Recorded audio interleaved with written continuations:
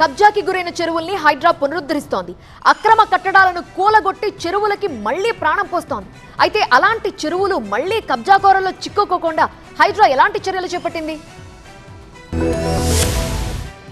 Greater Hyderabad పరిధిలోని చెరువుల పరిరక్షణ పునరుద్ధరణతో పాటు మరో బృహత్తర కార్యక్రమానికి హైడ్రా శ్రీకారం చుట్టింది. కబ్జా కోరల్లోంచి చెరువులకు విముక్తి కల్పిస్తున్న హైడ్రా చెరువుల చుట్టూ ఉన్న ఆక్రమణల్ని తొలగించి వాటికి సుందర రూపమిస్తోంది. చెరువులకు మళ్లీ ప్రాణం పోస్తోంది. ఇలా కాపాడిన చెరువుల్ని మళ్లీ కబ్జా రాయిలు చెరబట్టకుండా సరికొత్త జాగ్రత్తల్ని తీసుకుంటోంది హైడ్రా. చెరువుల దగ్గర సీసీ కెమెరాల పర్యవేక్షణతో హైడ్రా నిఘా పెట్టింది. ఎలాంటి ఆక్రమణలకు ఆస్కారం లేకుండా చర్యలు తీసుకుంది. 900 సీసీ కెమెరాలతో చెరువుల్ని నిరంతరం పర్యవేక్షిస్తోంది.